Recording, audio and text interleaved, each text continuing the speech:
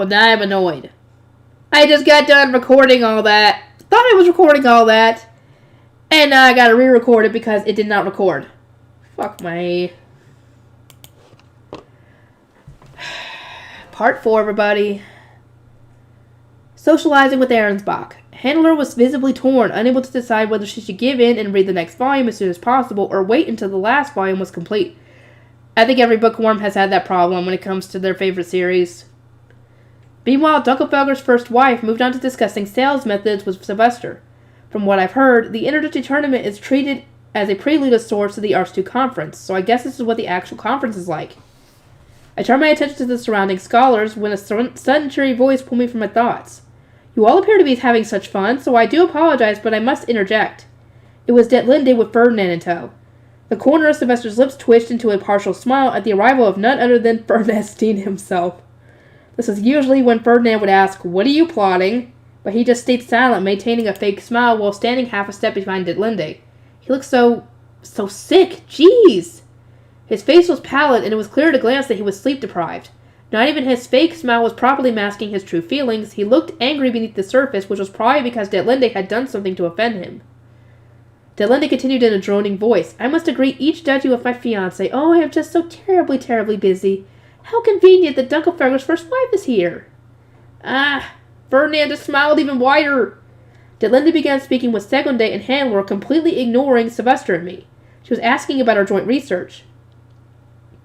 "Your research with Ehrenfest is exceedingly interesting and appears to have drawn much interest, but Ahrensbach research, spearheaded by the disciple of my fiancé, Lord Ferdinand, is wonderful as well. Do have a look."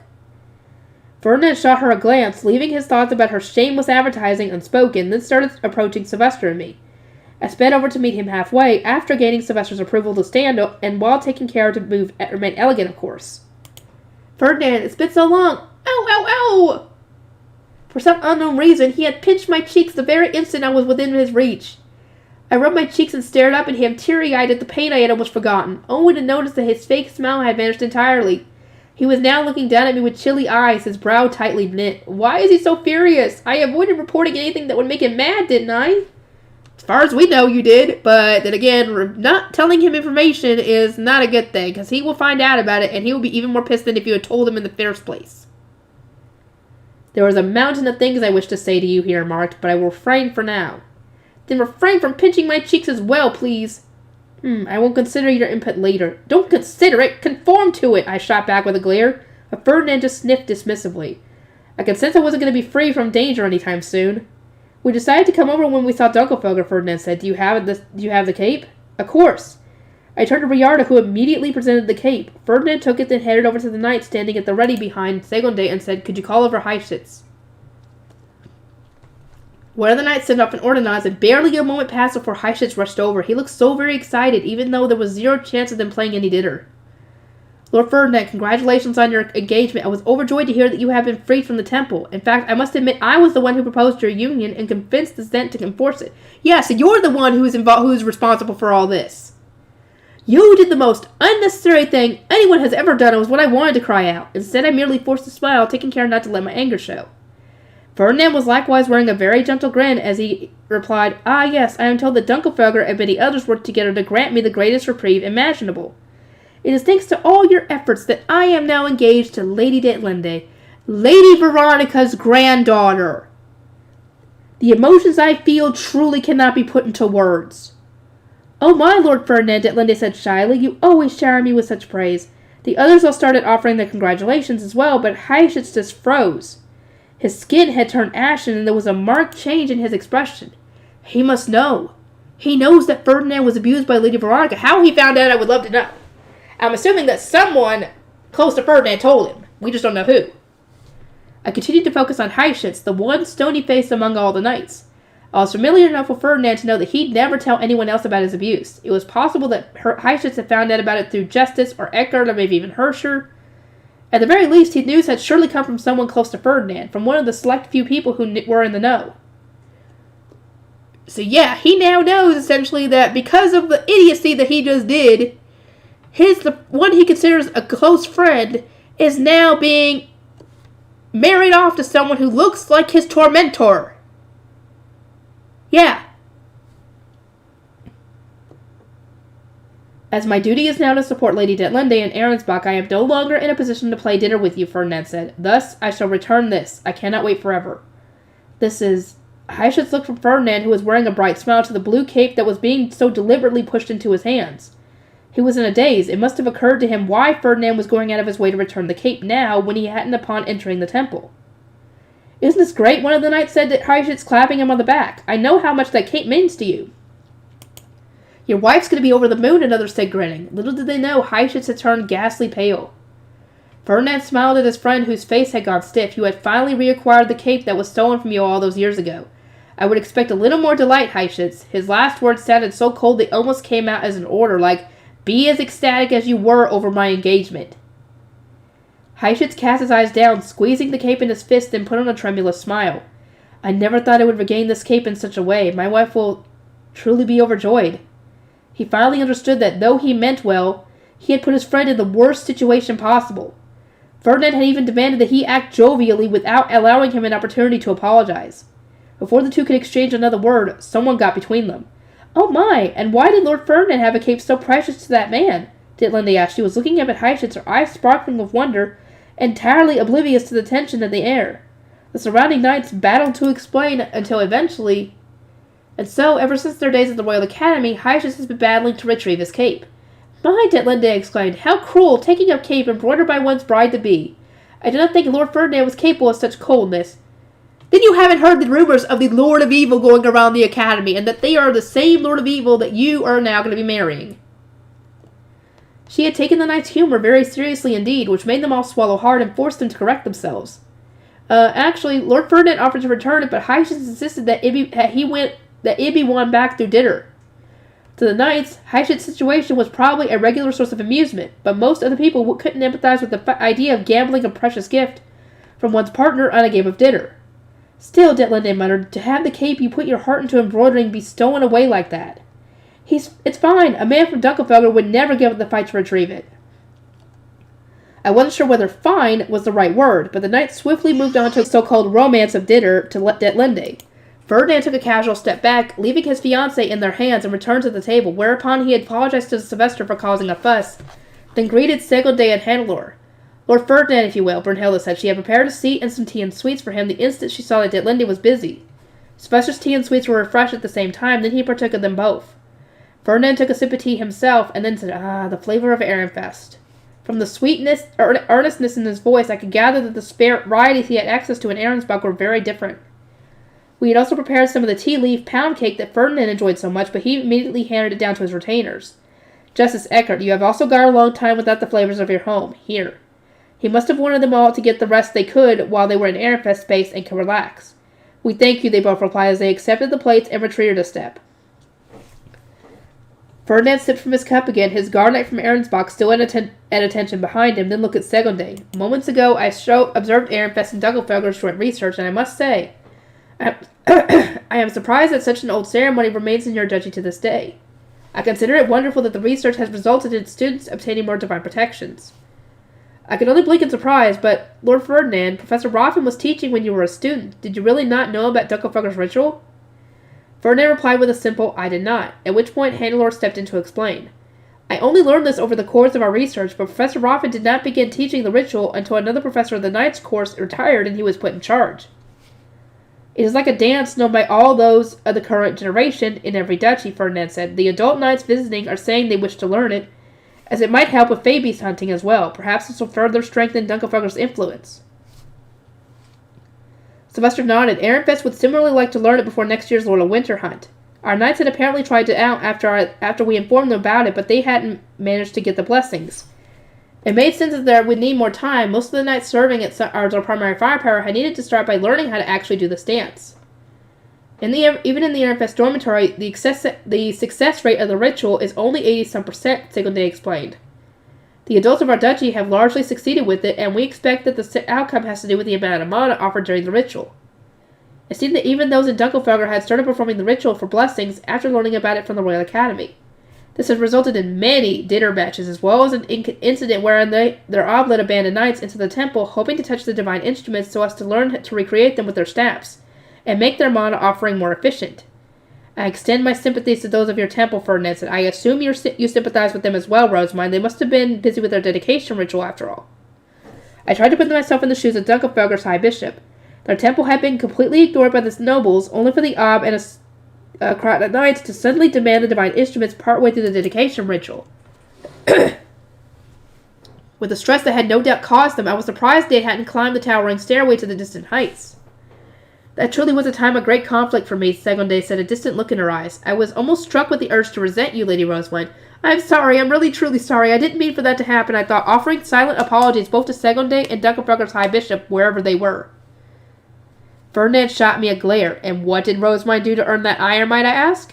My mind went blank, but Handler swiftly came to my defense. Lady Rosamund did nothing wrong. It was simply a case of our duchy losing control. I was so moved that I wanted to hug her, but my relief was painfully short-lived. In fact, it is thanks to Lady Rosamund's accomplishments that Dunkelfelger learned to obtain such blessings in the first place. She mimicked our ritual, which was but a shadow of its intended form at the time, and offered Mana with Lady Shaft's spear, causing a pillar of light to shoot up into the air. The resultant blessings were so powerful that we immediately began striving to return the ritual to its true state. No, Lady Handler, stop! I can't take the look Ferdinand is giving me. It's terrifying. Oh? Ferdinand replied, curious. Rosamund did not include such details in her letters. I see now that she played a significant part in all this. That's right, the dedication ritual she performed was wondrous as well. Even the Zent was overjoyed after participating. Please, I'm already dead.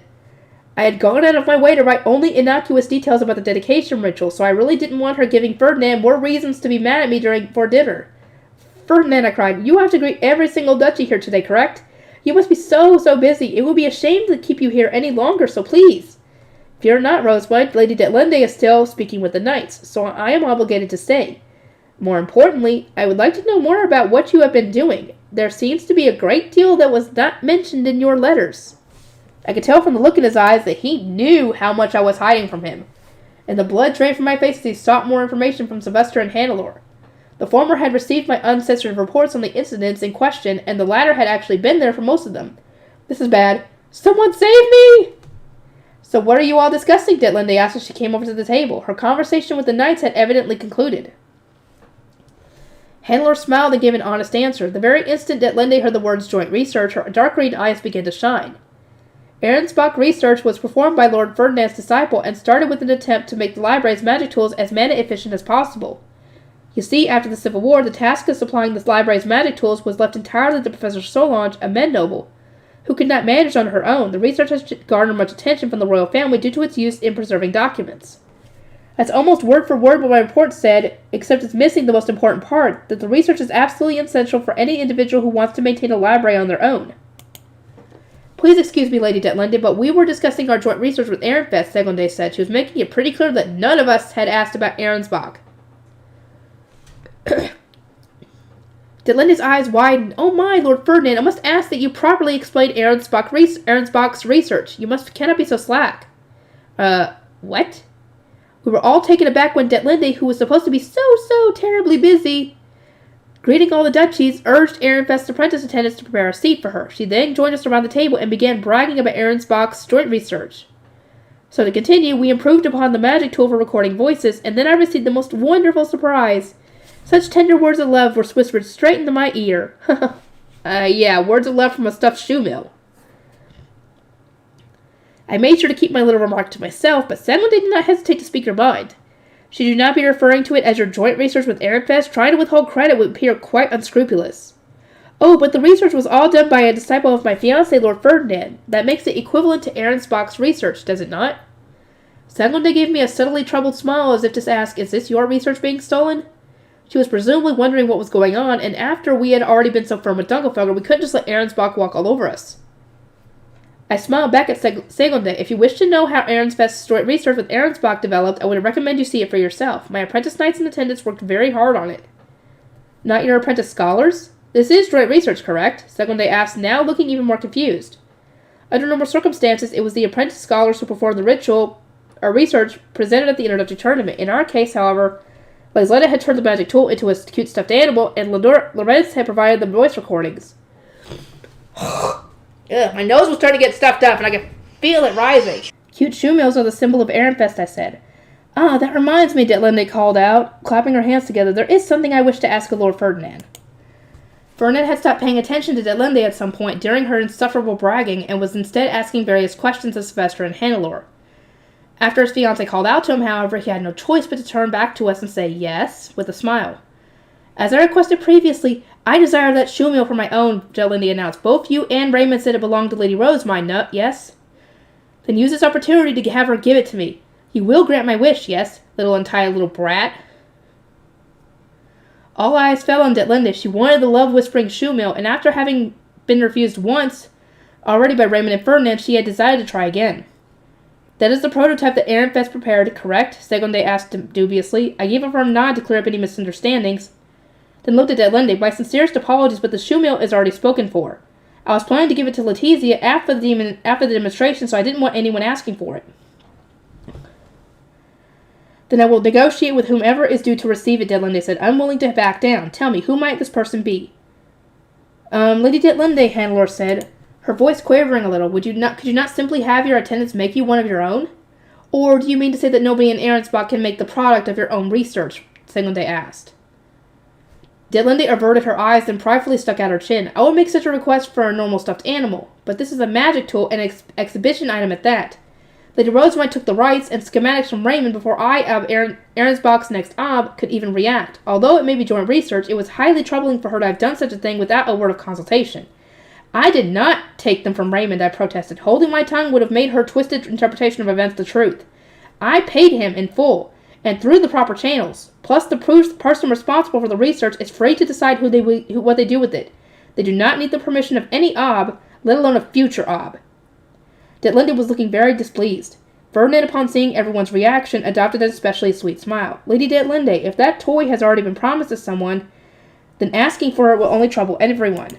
It was a rather courteous way of telling her to read the room and stop being so selfish, but Detlinde, completely oblivious to his intentions, shot him a dissatisfied glare. Lord Ferdinand, I am saying that I desire this shoe mill.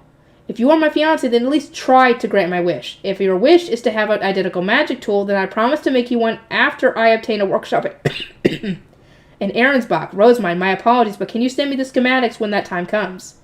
So, in other words, if you want that magic tool, give me a workshop already. I gave a smile in support. Ferdinand may have seemed as though he was caving to Detlinde's selfishness, but he actually had his own interest at heart. Of course, I replied. Lady Detlinde, do contact me once Lord Ferdinand has a workshop. I will send the schematics by letter without delay.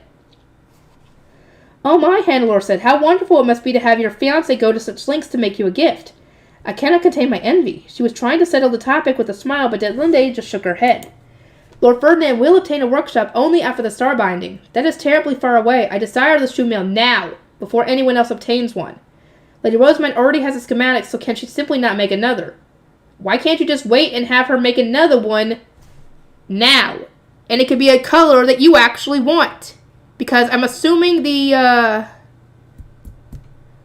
one they're presenting is the blue one with the golden eyes.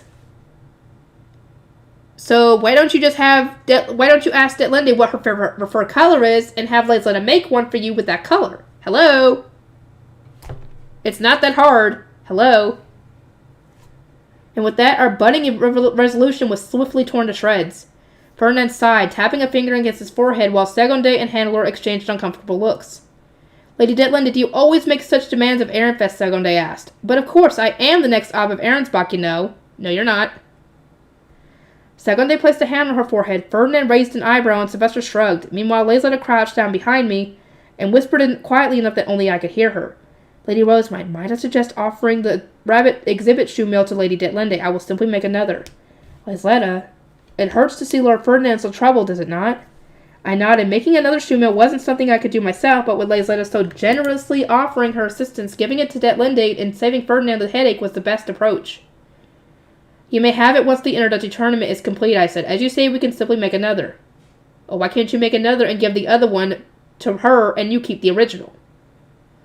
Oh my, Detlinde replied, raising her voice in delight. How splendid. Apologies, Rosemine, Ferdinand added. I shook my head. This is nothing for you to worry about, Lord Ferdinand. My attendant is skilled with her hands and is willing to create a new one. However, Ferdinand pulled a face, but I didn't think there was anything else I could do. I was racking my brain, trying to make sure there was nothing I'd overlooked, when Hannelore gave me a smile. I have yet to see the shoe mail myself, but perhaps it will become a new Ehrenfest trend. Yep. She was trying to ease the tension in the air. Certainly, Segonde said with a nod, also smiling, and one cannot speak of Ehrenfest trends without thinking of hair ornaments. Will you be wearing one, Lady Detlinde? I saw the ornament that Lestalot ordered this morning. It was truly wonderful. I actually was wondering something. Lestalot was trying to get Rosemine to be his first wife. That we know. And if he had succeeded, she would have been his first wife. But who was the girl we saw sitting beside Lord Lestalot, or they saw sitting beside him when they went to go, to their seats? Would that have been his second wife? Let me know. Naturally, Lord Ferdinand has gifted me some. I intend to show them to everyone during tomorrow's graduation ceremony, so please look forward to it. Wearing them today would have ruined the surprise. I don't think it should be a surprise to begin with.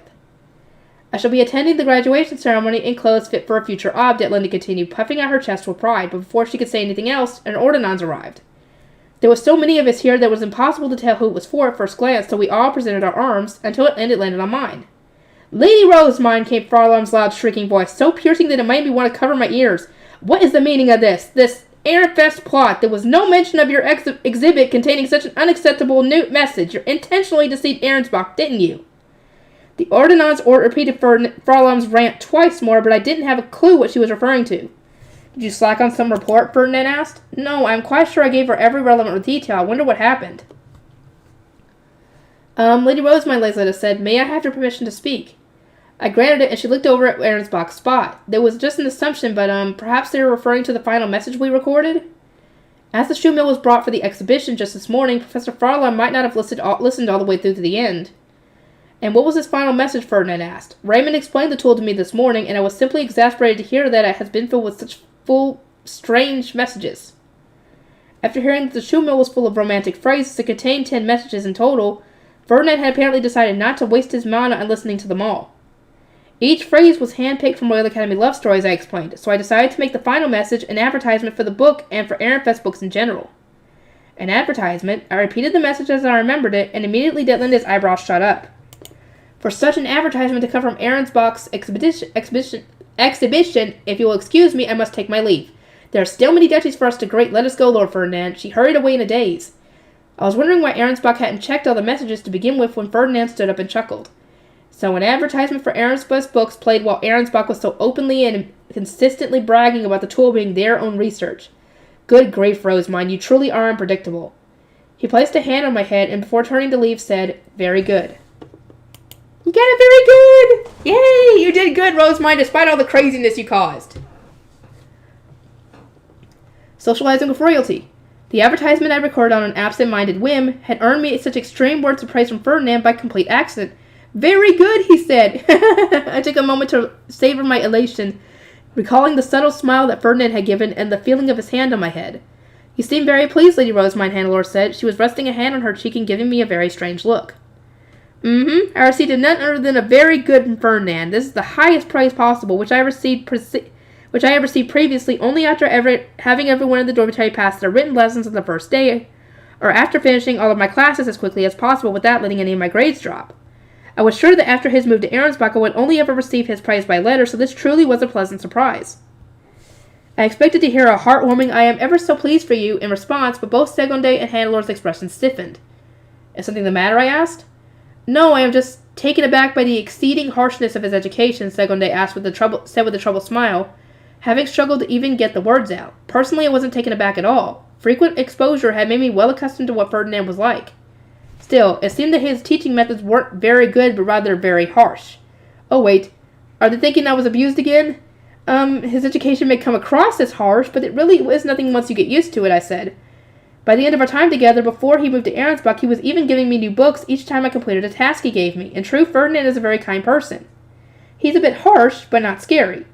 But as I tried to paint Ferdinand in the best light possible, Sylvester cackled and waved me away. These books were always related to the next task he intended to give you. You're just about the only person who's been able to keep up with him, Rosemine. What? He used to give me a book after I completed a hands-on task and told me to finish it by the next day, or else I'd receive an extra task to do. I always thought they were rewards, but they were this extra tasks all along? I widened my eyes in shock at this revelation, and it was then that I noticed a group of black capes heading in our direction. Anastasius was leading them, but Eglantine was nowhere to be seen. She probably had work to complete as a professor, which was kind of sad. "Oh my," Segonde said, "I see the royal family is coming. We have concluded our greetings, so if you will excuse us." She and Handler stood up to make way for our new guest, but Anastasius raised a hand to stop them before they could take their leave. "Hold," he said. "I also have words for the first wife of Dunkelfelger." Left with no other choice, Segonde and Handler both sat back down at the circular table, after which Anastasius joined us. He had Sylvester to his right and Segonde to his left, while I had Sylvester to my left and Handler to my right. "Rosemine, our apologies, but can you make that shield of wind?" Anastasius asked. "We will also be using a sound-blocking magic tool on the immediate area. Everyone stand down." Gaz attended to prepare the magic tool while I formed Shitsureya's shield. Nobody was forced out, which meant that there was no need to worry about anyone harboring any malice or having any bad intentions. But Anastasius still instructed the attendants and guard knights to leave once the tea and sweets had been prepared. "The guard knights as well," I confirmed. "Yes, I expect you can all imagine why." He surely wanted to discuss the sovereign knights who had interfered in our recent dinner game. We had all given proper reports, so Segonde and Sylvester understood this as well. They assented, and their retainers stood down. Once we were all alone, Segonde was the first to speak. "You are showing quite a lot of caution. What do you wish to discuss?" Anastasius looked from Segonde to Sylvester. "First, I intend to air my grievances about Rosemine and Handler to you two, their guardians. I have warned them countless times, but I see no improvement. It was only through great restraint that I was able to wait until the Interduchy tournament, and did not summon you to the Royal Academy sooner. I saw you all gathered after finishing my discussion with Klassenberg, and came at once to seize this perfect opportunity. So, this is basically a parent-teacher conference for two problem children. Oh, that reminds me. There was a summons like this after the Turnspurfallen incident. Ferdinand came as my guardian back then instead of Sylvester. How nostalgic. That had only been last year, but so much had happened since that it felt like ancient history. A wistful smile crept into my face, but then I noticed that Sylvester, Segonde, and Hannelore were all watching Anastasius with very serious expressions. I was reacting to our situation in entirely the wrong way, so I quickly tried to look more somber. As I expect you all know, Anastasius continued, Ehrenfest and Dunkelfelger have been causing far too many problems. Although parents are meant to encourage the younger generation's growth by not interfering in matters at the Royal Academy, I must ask, can you really do nothing about this? Rosemine, Handlore, major problems have occurred every single year since you became students, and each seems greater and more severe than the last. He explained that before Handlore and I joined the Academy, there hadn't been any conflict between Ehrenfest and Dunkelfelger, and there certainly hadn't been any large-scale battles involving the cooperation of numerous duchies. Ehrenfest also hadn't shot up the rankings out of the blue, so it hadn't been on such bad terms with the lesser and middle duchies. Prince Anastasius, may I ask something, I said. What is it, he replied, though his gray eyes were very blatantly telling me not to interrupt. Your mention of a newly developed conflict between Ehrenfest and Dunkelfelger. Are you referring to our dinner game? What else? I don't agree that either of us should take the blame for this. Rosemine, don't argue with royalty, Sylvester cut in without a moment's hesitation, looking well and truly freaked out, but I just shook my head. Ehrenfest, whether we are in the presence of the royal family or a greater duchy, we must state our position if we wish to be understood. Staying silent will only bring misconceptions from which negative rumors will spread. We should clear the air before that can happen, and while it may not be obvious, I turn my eyes on those present.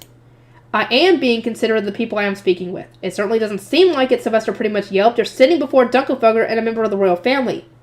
Correct. Prince Anastasius of all people should understand the importance of clear communication. After all, it was his reluctance to express his feelings directly that kept Lady Eglantine from truly understanding his heart. And as for Lady Segonde, I think our previous conversation outlined the importance of exchanging information ahead of time. Sylvester's and my bases may have been quite different, but I obviously wouldn't be this frank with just anyone. I was taking care only to speak so frankly to those whom I expected would understand. Of course, there was always a chance I was operating on false principles. Rosemine, even if you have a firm basis for your argument, you should take a moment to consider our duchy's position in Jurgen-Smith, Sylvester warned. Prince Anastasius has excluded our retainer specifically because he wants our honest opinion. No? I gestured to the sound-blocking magic tool and Shitsureya's shield. If we were expected to know our places and sit in silence, then he would not have made these preparations. Anastasius grimaced as if trying to endure an immense headache, then gave Sylvester a look of pure sympathy.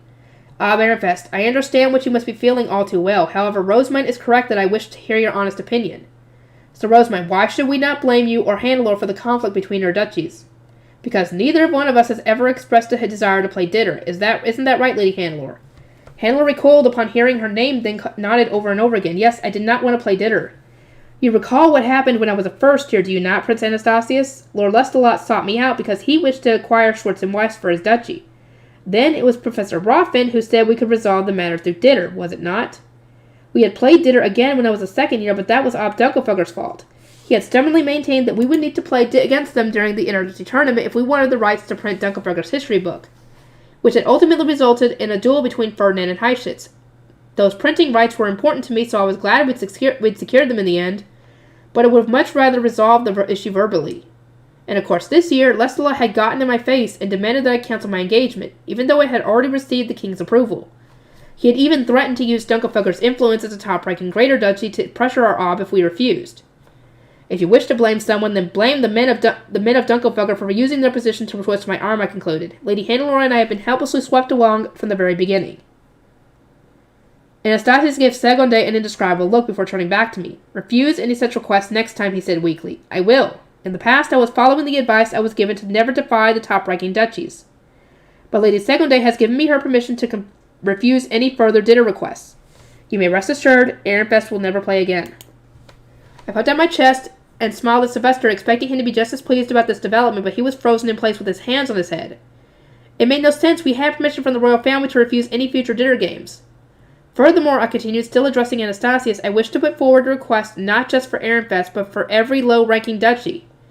Please be more considerate before you allow the training grounds to be used for dinner. If you grant a request without looking into why the match is being held, then some may find themselves unable to refuse. It would be more beneficial for you to consult both duchies before the game rather than just arbitrating and censoring both parties after the fact. Dunkelfelder would prepare the location, over-enthusiastic as they were, while Roffin would gladly receive permission from the royal family as the highest authority in the Knights Course. At no point in this process did the will of the lower-ranked duchy come up. Anastasius looked at Sylvester. Ehrenfest, is Rosemine correct? Would such consultations really help the lower-ranking duchies? They would. Even if the royal family were to ask for our opinion, the political influence of a top-ranking duchy might prevent us from voicing our true thoughts. We might end up having to accept the challenge either way, but an opportunity to speak with the royal family would make us feel protected, like our opinions are actively being considered.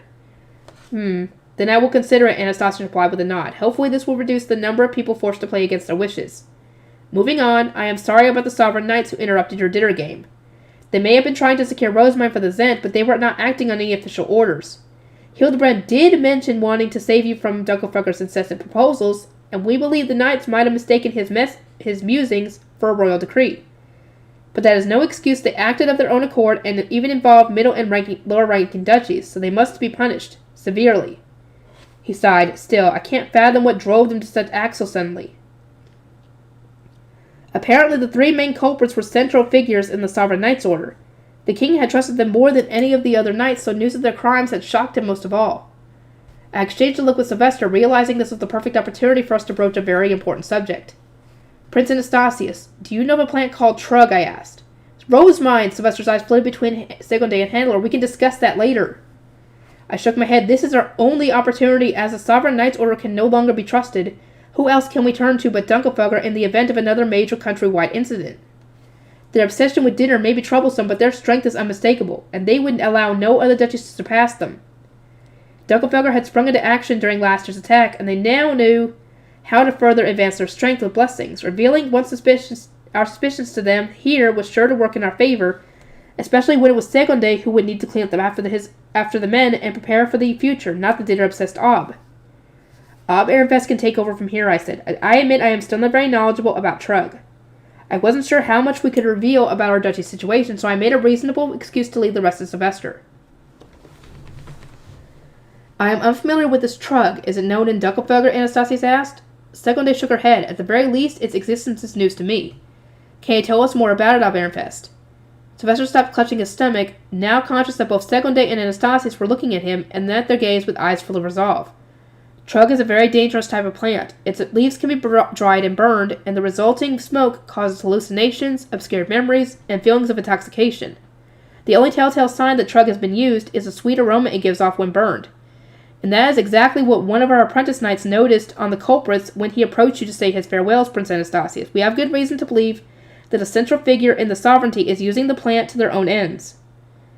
Anastasis and Snegonde both received this news with wide eyes. Baronfest, we need an even more detailed explanation, Anastasis demanded, but Sylvester slowly shook his head. We know very little about it ourselves. It was brought to our attention after it was used within Ehrenfest's borders during a secret meeting of traders connected to another duchy, and we witnessed its side effects after trying to read the memories of those we captured. The apprentice knight who detected the scent was initially called to this secret meeting alongside his parents, but he promptly left due to being underage. His recollection of the fireplace being lit, a strange occurrence as it was summer at the time, and the cloying smell in the air, coupled with the conflicted memories of the traders, led a scholar to conclude that Trug might have been used. The scholar in question was over 50. He had been taught about Trug by his herbology professor, who would then retire a short while after, before the scholar even graduated. Sylvester continued, the professor acknowledged that his students were unlikely to ever encounter the plant, but he still taught them about it as a precautionary measure. Our scholar does not know where it comes from, but he was told that it does not grow in Ehrenfest. That is the extent of our knowledge. If you wish to know more, then you will need to ask an older scholar who took more advanced herbology courses, or search through the sovereignty's vast collection of documents. I see, Anastasis replied, then looked at Sylvester with firm eyes. Baronfest, you say these traders were connected to another duchy. Tell me, which one? At this juncture, it is crucial that we know. Tensions rose, and several uneasy seconds passed before Sylvester gave his answer. They were connected to my older sister Georgine, who exercises power as the first wife of Arensbach. A heavy silence weighed down on us all until Sylvester spoke again. Prince Anastasis says everything I can say. The prince sighed and said, I appreciate your cooperation. At this point, Ehrenfest's contributions are bordering on the innumerable. From there, he explained that several critically important magic tools were now operable again, thanks to the mana obtained from the recent dedication ritual.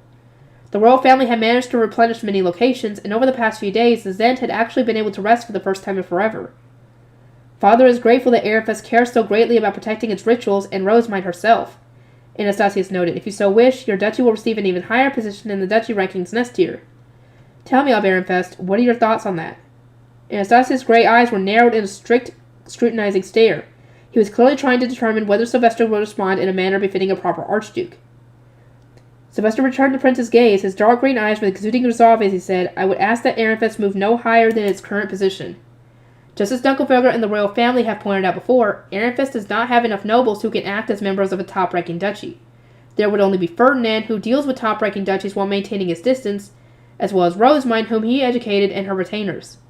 An even higher position in the rankings would result in even more dealings with top-ranking duchies, but Ehrenfest was having too much trouble keeping its internal affairs in order to start dedicating manpower to diplomacy.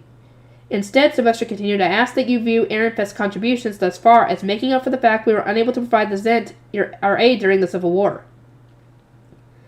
That is not a bad suggestion. I will remember your words and pass them on to the Zent. And so a deal was struck. We will forego an even higher position in the rankings, and in return, Ehrenfest will start being treated equally to the duchies that had won the Civil War. Now, on to another note, Anastasius said. This isn't a request from the royal family as a whole. We wish for Hannelore and Rosemite to visit the Royal Academy's library every day throughout the Archduke Conference. The royal family would need to go to the library themselves during that period, and they wanted our help as key holders. I do not mind, I replied, but would it not be best to have sovereign arch-scholars take over as key holders? That was our original intention, but now that we see no reason to suspect either of you of planning a rebellion or other such malicious intentions, we have concluded that the duty is best left in your hands. You will not have any other responsibilities during the Archduke Conference after all. So will you accept our request? It was possible that members of the Sovereign Knights Order were being manipulated with Trug. Who was to say that the same fate wouldn't befall any arch-scholars they entrusted the keys to? I confidently agreed to offer my assistance. Hannelore thought for a moment before nodding as well. There are rituals I wish to investigate further, and while I do not share Lady Rosemine's familiarity with ancient languages, I will gladly do whatever I can to be of use to the royal family. Anastasius looked to our guardians next. Sylvester and Segonde expressed their agreement as well. Prince Anastasius, I'm going to be allowed to inside the archive, correct? I asked eagerly. Nothing was more important to me. After a careful glance at Sylvester, the prince nodded and said, Of course, during the Archduke Conference, I will not be the one having to separate you from your books.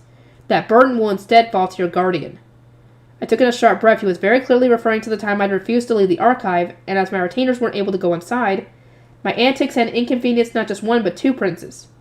Sylvester paled at Anastasia's remark. I am told that my foolish daughter troubled you and your elder brother with her book obsession, he said to the prince. I apologize profusely for our actions. We will take as much care as we can, but losing one of our eternal five who supports the supreme gods has dealt Ehrenfest a devastating blow. We pray day and night for the wisdom to calm Abigliv's rampage following the loss of Geduld. Okay, when I was reading this before, I kind of figured that he was talking about, when referencing Abigliv, they essentially lost Ferdinand, and thus they lost one of their internal 5. And now they lost Ferdinand, essentially, who was the one who was holding the reins on Rosemine, which means that they don't have anybody to hold her back from her rampages, aka Abigliv, because they lost Geduld, aka Ferdinand. So, yeah. I see, Anastasia said, shooting me a bitter look. It was Ferdinand who held the reins of this gremlin. Excuse me? What was that supposed to mean? I rested a hand on my cheek. Anastasia and Sylvester had reached some sort of understanding, using euphemisms that had gone completely over my head. In any case, Anastasia said, I understand the situation you find yourselves in. Unfortunately, your only option is to struggle through it. The scholars I sent to Ahrensbach reported that your Geduld, that's what I thought, has become quite a valuable asset there. Ahrensbach scholars are rejoicing that their duchy is finally on the verge of recovery. I would not want to remove Ferdinand now and risk Ahrensbach collapsing. Apparently, Jürgen Smith's only open country gate was in Ahrensbach's ocean, and the absence of the Gruschheit meant that the others had to remain shut. The one open gate couldn't be closed either, which meant that Ahrensbach was having to manage all international affairs. Is there some kind of problem with the other country, I asked? There was a pause before Anastasia said, we fear that a conflict may arise with Lonzanov.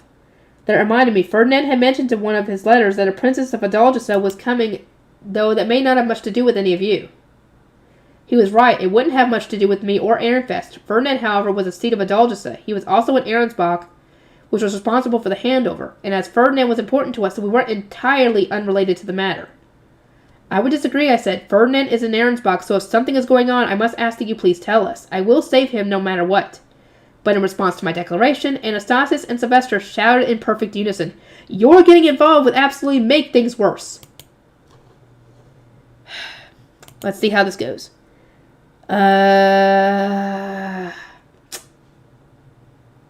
I want to continue, especially since I had a couple interruptions. Socializing with other duchies. That is everything I wish to discuss, Anastasia said, standing up. He instructed me to dispel Shitsaria's shield, then moved outside the range of the sound-blocking magic tool, and instructed his retainers to retrieve it. Our own retainers mobilized at once. Ehrenfest's attendants attempted to refresh the prince's tea, but he refused and turned to Sylvester. This meeting has been more fruitful than I expected. You have my thanks. I must now return, but first. Ehrenfest, according to the Sovereign Temple, letting knights climb the shrine during the religious ceremony is an unthinkable act of blasphemy. They ask that you have blue priests and shrine maidens do the accompanying instead. There should not be a problem for Ehrenfest where even Archduke candidates wear blue robes. In other words, we could bring whoever we wanted as long as they were wearing blue robes. Ha ha ha ha ha ha! Anastasius was subtly telling us to have our adult Garnites don the clothes of blue priests and shrine maidens so they could accompany us. I'm pretty sure my Garnites would be willing to do that. Yeah, they would. I climbed down from my chair and finally dispelled Shitsaria's shield. Anastasius confirmed that his retainers had retrieved the magic tool, then finished saying his farewells and departed with a flourish of his cape. We must be taking our leave as well, Segonde said. We have taken advantage of your hospitality for long enough. The throng of blue capes soon disappeared, only to be replaced by a group of Klassenberg red capes. Ob Ehrenfest, do you have a moment? Of course, Ob Klassenberg. Sylvester and Ob Klassenberg exchanged the usual pleasantries, then I performed the customary first-time greeting. I am Rosemine Ob Klassenberg. May I pray for a blessing in appreciation of this serendipitous meeting ordained by the harsh judgment of Aviglid, the god of life. You may. I should note, while you were speaking with Dunkelfelger and Prince Anastasius, I was observing with great interest, might I add, the joint research that Ehrenfest has done this year. I am amazed that one duchy could have a hand in such a diverse range of projects. Tea and sweets were prepared for the Ob while he went on to describe the reports he had received from the apprentice scholars involved in our research. They all said they had experienced a true ritual for the very first time, that their prayers became one, their mana was drawn out, and then from it was born a radiant beam of divine light. The very sight moved them to the core, apparently.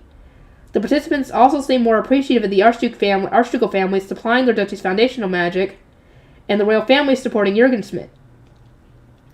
Clarissa had said something similar when reporting on Dunkelfelger's reactions, but she was always so prone to exaggeration that I'd only taken her half seriously. I really was oblivious. It didn't help that our own art scholars looked more exhausted than interested at the time.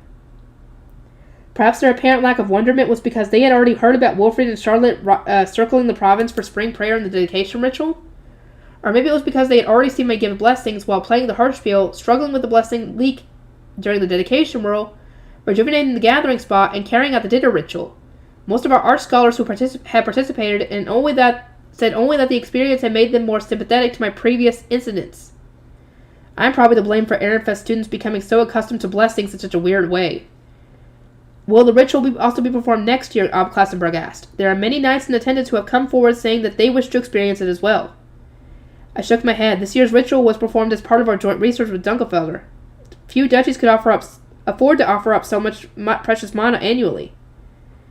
I am told the participants received particularly effective rejuvenation potions, as some were fired again. An arrangement could surely be made, especially considering how much it helps the royal family. That'd probably be a good idea. We have prepared rejuvenation potions because so many of our participants had needed to play dinner, and because their efforts had greatly benefited our research, but I wasn't going to make that a yearly occurrence either. Just how much reading time had preparing for the ritual cost me, and why would I sacrifice even more when we had nothing to gain? I already had my guardians and the royal family telling me not to do anything unnecessary. I imagine the royal family would be overjoyed to have a duchy offer them mana from their own temple. Encouraging everyone to reevaluate their opinion of the temple was one of my main goals, you know. I would appreciate your understanding in this matter, Ob Klassenberg. If in other words, if you want me to do the ritual, do it in your own duchy's temple or something. Ob Klassenberg must have understood my message loud and clear, because he raised an eyebrow and shot Sylvester a look, likely trying to get him to talk some sense into his daughter. Sylvester cleared his throat and adopted what was ultimately quite a twitchy smile. The ritual in question was joint research, that is, a student activity. So I am in no position to interfere. Furthermore, the farthest hall is under the management of the Sovereign Temple. Performing the ritual once for research was reasonable enough, but performing it annually in the Royal Academy may deepen the schism that exists between the royal family and the Sovereign Temple. Is that not something Klassenberg would wish to avoid? Especially now that Lady Eglantine has been married into the royal family. He was taking advantage of the fact that parents generally weren't allowed to speak on Royal Academy business, and the relationship between the Sovereign Temple and the royal family to dodge the request. Sensing that we weren't going to budge on the issue, Ob Klassenberg decided to move on, albeit with a rather disappointed expression. According to the merchants we sent on business this year, Ehrenfest has many rare products indeed. The new books popular in the Royal Academy are being made in the distant lands of Gives, but the city still offers much in the way of novel inventions. He was referring specifically to our water pumps and comfortable carriages, which the merchants had apparently come across. They hadn't spread very far during the first year, so they might have been easy to miss, but they had gotten quite popular during their second. The merchants had been amazed by how much things could change in a single year. In particular, the pumps that draw water from wells seems revolutionary, the Ob continued. Many requests were made for us to bring them to Klassenberg. Sylvester turned to a scholar behind him, at which point Hartman took a step forward. He had started attending every single one of my meetings with the lower city merchants, so he was especially well equipped to advise on the subject. Unfortunately, we are not yet in a position to mass-produce the pumps, Hartman informed Sylvester. They require exceptional precise parts that few smiths are capable of making. My sincerest apologies, but it may be some time before we are prepared to sell them. Mass-producing our water pumps wasn't an option when Johann was the only smith who could make the required parts. Plus, above all else, we cared more about spreading them throughout Ehrenfest's lower city than spreading them to other duchies. If we wanted them in the south of the city, then we couldn't start selling them yet. Sylvester nodded and then repeated the answer to Ob Klassenberg. Ob Klassenberg murmured. This precision problem of which you speak may be too complex a task for Ehrenfest craftspeople. Perhaps ours will stand a better chance. A scholar behind the Ob then added, could you perhaps sell us the schematics for the pump as you sold the recipe for your pound cake? Sylvester crossed his arms and thought, it might be a bad idea. Hartman looked at me and said, that might be difficult. The schematics are overseen by the Smithing Guild to ensure that Lady Rosamund's personal smith receives a royalty payment each time they are used. We could sell them to Klassenberg's Smithing Guild, but only if they are willing to operate in the same way. He smiled at Ob Klassenberg and the scholars accompanying him. And who can say whether a greater duchy would be willing to keep an eye on its commoners? Hartman, you sound like the merchants who say they can't trust Klassenberg because they always act selfishly, though you are not wrong. In any case, we will need to discuss whether the arrangements can be made, Sylvester said. Let us discuss the details during the Archduke conference. Thus ended our conversation with Klassenberg. Next came Terwinkel, then Hauschlitz, then Glessenmeyer. The Obs approached us one after another and requested that we have more slots available for business. In response, we methodically repeated the same answer. It would be too much of a struggle for Ehrenfest this year.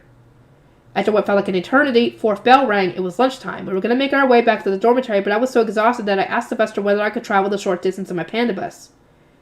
So tired, I groaned upon our arrival. Sure was rough speaking with one top-ranking duchy after another, Sylvester said in agreement.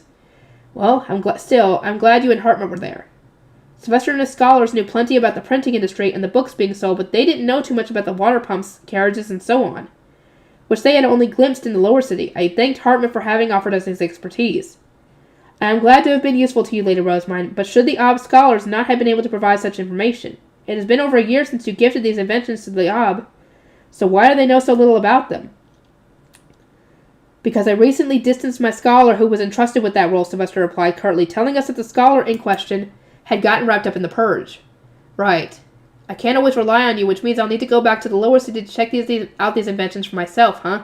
There's no other way for me to learn about them now that Ferdinand is gone. Ferdinand had often sent Sylvester whatever intelligence he gathered from me or Justice. Now that he was gone, however, Sylvester would need to set up some other means to learn about the lower city. Rather than going all the way to the lower city, why not send some scholars in your place, I asked. We could even have one of my retainers supervise them. That would ensure they do not act unjustly. Besides, should preparing Groschel to house our next batch of visiting merchants not come first? That shouldn't be a problem as long as we have your mana. Guess that means we can get more merchant slots. I'm afraid not. First of all, we need to wait a year to see whether Groschel's lower city can maintain its cleanliness. Inns also need to be established and their staff trained as capable hosts. These absolutely need to be a preparation period, or there absolutely needs to be a preparation period. I could rely on the soldiers in Gutenberg's to keep Ehrenfest's lower city clean, but I didn't have any connections like that in Groschel. We would need to entrust everything to the Geeb, but as I recalled, he was the kind of person who would order around commoners without paying no mind to their thoughts and feelings. I wanted to believe that he had improved since then, but we still needed to be careful. If the Op started being too hasty with his demands, it would be the commoners who suffered. We would rely on Groschel's scholars as we relied on the Merchants Guild and the Planting Company, Sylvester said. Your demand that Groschel prepare to host merchants from other duchies at once would be so different from the king demanding that you get Ehrenfest's castle ready to host every other Ob at a moment's notice, I said. Wouldn't you call that unreasonable and ask for more time to prepare? Sylvester fell silent along with his retainers. It remains true that Ehrenfest needs to change as most soon as it can. Let us give Groschel enough time that these changes can be adequately made. Thus it was decided that we would speak with Groschel about preparing his lower city to welcome merchants at the next feasible opportunity. From there, Sylvester began lecturing Wilfrid about contracts. He stressed that Wilfrid should always have his scholars check whatever forms he intended to sign, so that he wouldn't fall victim to such trickery again. Lord Lestelot swore to the gods that he would give up on Rosamund if we wanted bride-taking dinner, so I thought he would give up on canceling the engagement unconditionally. Wilfrid said, I did as well, I added, but a verbal agreement between children in the Royal Academy obviously wouldn't carry as much weight as a signed contract. Caution was essential. I'll make sure to double-check the conditions before signing any contracts in the future, Wilfrid said, but why are we discussing this now? The thing I signed wasn't a contract. I didn't think so either, but apparently it was an essential contract for playing bride-taking dinner. Although it had appeared to be a normal report, listing the conditions and participants of our match, the inclusion of signatures had turned it into an official contract. In other words, Lestelot had duped him. But no matter how clearly Sylvester and I tried to explain that fact, Wilfrid merely exchanged looks with his retainers, then shook his head. That can't be right. The document was just some budgetary formality for the Dunkelfelder dormitory. It only carries weight within their duchy. But as soon as you signed that paper, it became a contract, Sylvester said. That can't be true.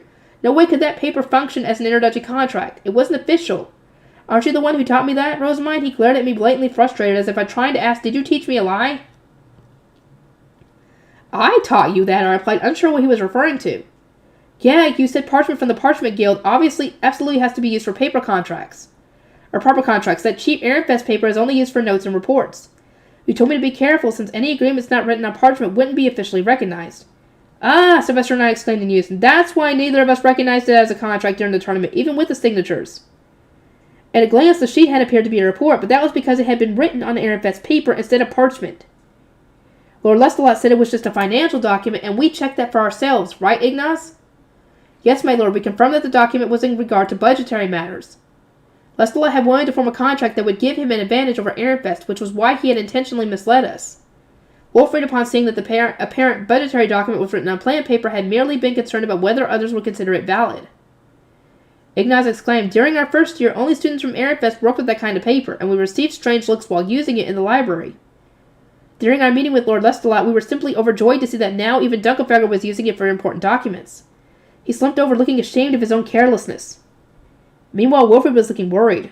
Dunkelfelder's apprentice scholars appeared to have only Ehrenfest paper on them, so maybe they didn't know it can't be used for official contracts? In contrast, our scholars always carried both kinds of paper, since we never knew when parchment might be needed. I turned to Sylvester. You made it clear when signing those sales deals at the Archduke conference that cheap Ehrenfest paper can't be used for contracts, right? Of course, it was an important condition for those parchment guilds, too. But for Dunkelfelder to have brought some out of the contract, they must not understand. We would need to remind any duchies we did future business with as well. I nodded and said, in that case, let us send an ordinance to Dunkelfelder. Before lunchtime ends, of course. Directly informing them of their mistake during the Energy tournament might have been too rude. I signed the documents, so I'll send the ordinance, Wilfried said. He got Ignaz to assist him, then glanced back at me and added, I'm not that incompetent. Have a little more faith in me, Rosamine. My apologies, dear brother. And Ordinance returned not long after. We thank you ever so much for informing us, Lord Wilfried, came Handler's voice. We'd really take care in the future. In the background, we could just barely hear Siglinde say, What do you mean you used it all for your art? After clearing up these misunderstandings, our conversation settled down and turned to Ehrenfest's joint research projects. My first question was how the demonstrations had been received. We of the Archducal family had been too busy hosting visitors to check for ourselves. Marianne leaped at the chance to speak, her eyes positively sparkling. She explained that Gundolf had stopped by to see how Ehrenfest was presenting its work with Jawankel, and been very taken aback when he saw magic tools that hadn't previously been part of the research. He was very surprised when we explained that we made the new exhibits based on your ideas, Lady Rosamund. He said that he never expected us to take the same idea and use it to create competent magic tools and demanded so little mana. Both of our duchies had created the same kind of product, portable music players that relied on the unique properties of effin paper, but we had taken that idea in a completely opposite direction. Furthermore, Marianne continued, he commended us for having kept such impressive inventions hidden from him and praised us for our growth. Specifically, he had said it was common practice for researchers to keep the important details of their research secret, and that by doing this and taking him by surprise, Ehrenfest had managed to prove itself. He said that he absolutely wanted one of the magic tools that made books return to their rightful place for his laboratory. Ignaz and the others reported the other reactions we had received. Professor Gundolf asked us many questions about our grass, Feline said with a strained smile as she thought back to their conversation. The graphs we had used weren't anything too complex. They were probably no more complicated than what was covered in grade school, so I'd assumed that anyone who saw them would immediately understand. But as it turned out, nobody had visualized numbers like that before. Gundolf's first reaction had been to disregard the research itself and focus entirely on how we were presenting it. Feline ended up explaining the joint research while I explained the graphs, Roderick said. He had initially been speaking with Gundolf and Gundolf alone, but more and more professors and scholars had tagged along until it was like Roderick was teaching his very own class. Very uncomfortable experience in his words. Those from Jawanko had intend to use graphs for their research next year, Roderick concluded. They also expressed a very strong desire to do research with you personally, Lady Rosamine. I am glad you did such a good job explaining everything to them, Roderick, I said. There was still many other kinds of graphs we could slowly introduce over time. While Feline and Roderick were giving their presentations, Miriella had been circling around the arena and viewing the other duchies' research. Dunkelfelder's presentation will end with a live demonstration of the ritual at the end of dinner. She noted most adults didn't know anything about such matters, so Lady Carissa said they would decide to just show everyone the dance. Once the students were done playing dinner, Dunkelfelder's adult knights will perform the ritual, play dinner, and then show everything up to the returning mana part of the ritual. Dunkelfelder was really getting into it. That sounds a lot like a performance, I said. Even the Dunkelfelder students were good dancers, so the adults must have been amazing. Oh, that reminds me. I spoke briefly with Lady Luridy of Jostbrenner. She wished to thank you for her divine protection, Lady Rosamine, so she deemed it unfortunate that you were busy socializing. Jostbrenner the 10th was definitely at the bottom of the duchies, high enough in rank to move around socializing in the first half of the interduchy tournament. If one considered the duchies around it, Luridy definitely wouldn't have been able to intrude upon conversations involving royalty and top-ranking duchies. This is partially my fault for telling her, but she listened to every single message recorded on her Truemail and was enraptured by its words of love.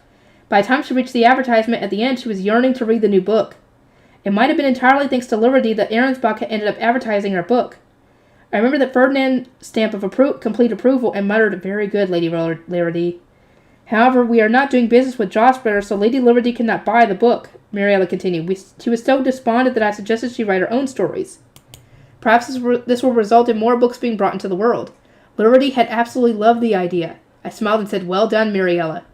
Getting more people to start writing stories was very important. Luridy was an apprentice art scholar, so probably she would end up following in Evara's footsteps. As I finished my lunch, I couldn't help but feel that I was witnessing the birth of a new author. I want to continue! so much, but I can't. I'll see you on the next one.